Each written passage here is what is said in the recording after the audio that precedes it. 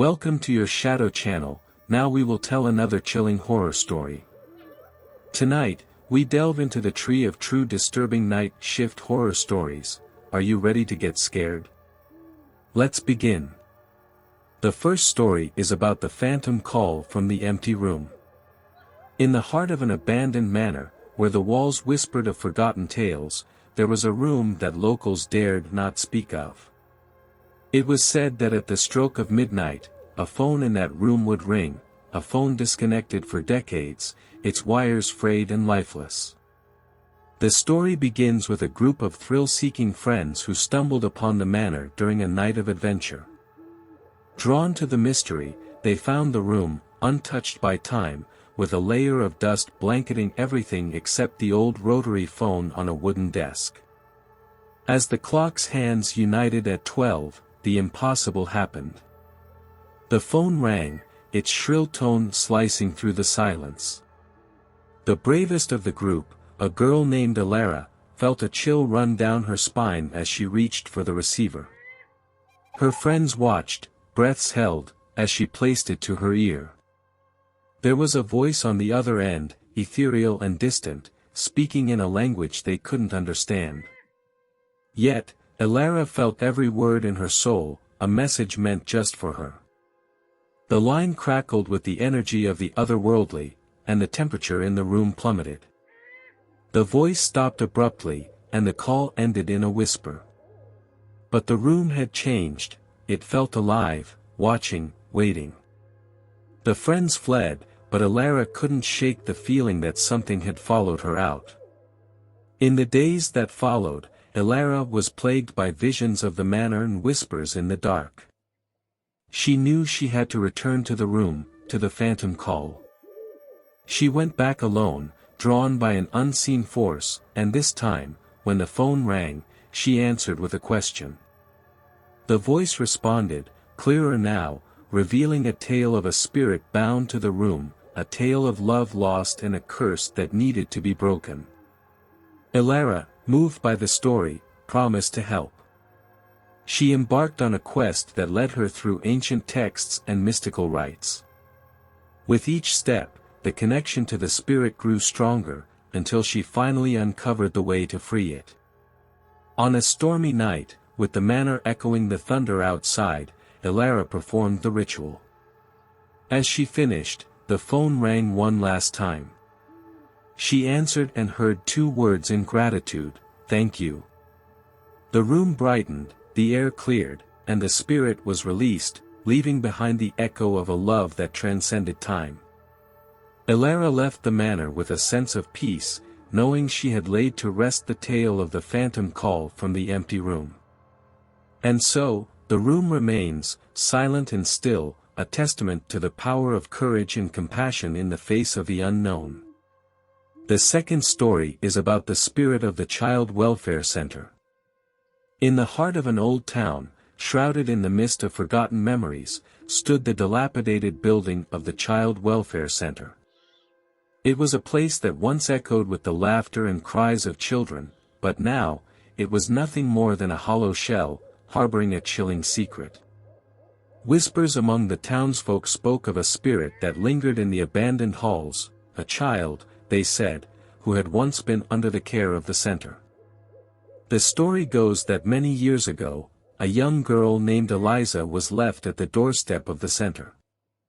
With no family to claim her, she became a ward of the state, her life confined within the cold, unloving walls of the institution. Eliza was different, though. She had a light in her eyes that seemed to pierce through the gloom of her surroundings. Despite the hardships, she remained hopeful that one day, she would find a family to call her own. But that day never came. As years passed, the light in Eliza's eyes dimmed, and one fateful night, she vanished without a trace. The center eventually closed down, but the locals say that Eliza never left. Her spirit, still yearning for a family's love, roams the corridors, her soft sobs echoing in the night. They say you can hear the sound of a bouncing ball, followed by a child's giggle, only to be silenced by a sudden coldness that sweeps through the air. Some have dared to enter the center, drawn by curiosity or a desire to prove the tales wrong. Few have emerged unscathed. Those who have claimed to have seen a fleeting shadow, felt a gentle tug at their clothes, or heard the whisper of a child's voice asking, "Will you be my family?" The spirit of the Child Welfare Center remains a mystery, a haunting reminder of the past, and a soul that searches for what it never had, a place to belong. As the moon casts its pale light over the crumbling facade of the center, one can't help but feel the weight of the untold stories within its walls. And somewhere, in the depths of the shadows, Eliza waits, forever a child, forever alone.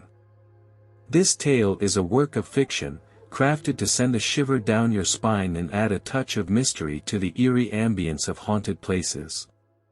If you're creating visual content, imagine the faded walls, the eerie silence, and the soft, ghostly presence of a child longing for warmth and affection. It's these details that bring the story of the spirit of the Child Welfare Center to life. The third story is about the unsettling on-the-job encounter. In the heart of the bustling city stood the old Whitmore building, a relic from the 1920s now serving as an office space. Its history was rich with tales of the supernatural, but none so chilling as the story of the night guard, Jacob. Jacob had just started his shift, the clock striking midnight as he began his rounds. The building was silent, save for the distant hum of the city outside. As he made his way through the dimly lit corridors, he couldn't shake the feeling of being watched. He attributed it to the new job jitters and continued on. It wasn't until he reached the fourth floor that things took a turn for the eerie. The air grew colder, his breath visible in the moonlit hallway. The hairs on the back of his neck stood on end as he heard a faint whisper, "Leave." Ignoring the warning, Jacob pressed on, determined to prove to himself there was nothing to fear. That's when he saw it, a shadowy figure at the end of the hall, its eyes glowing a faint red. He froze, his heart pounding in his chest. The figure moved closer, its form becoming clearer. It was a woman, dressed in the garb of the 1920s, her face pale and eyes hollow. Jacob wanted to run, but his legs wouldn't move. The ghostly woman reached out to him, her voice a sorrowful wail, "Help me." Gathering his courage, Jacob asked, "What do you need?" The apparition pointed to a door, her voice fading, "Find the truth." Jacob approached the door, his hand trembling as he turned the knob. Inside, he found an old office, untouched by time. Papers were strewn about, and on the desk lay a newspaper from 1924, the headline screaming of a scandal that rocked the city. A young secretary, wrongfully accused, took her own life in this very building. As the realization dawned on him, the temperature returned to normal, and the apparition vanished. Jacob knew what he had to do.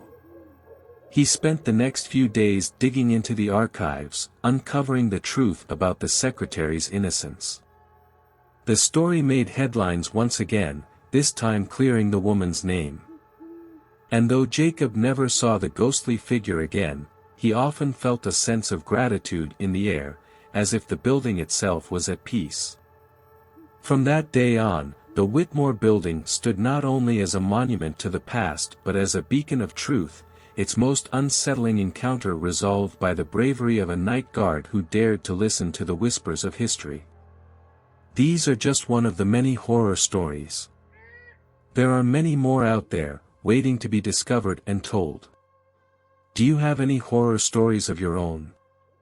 Share them in the comments below, and don't forget to like and subscribe for more spooky content. Until next time, stay safe and stay curious. Bye.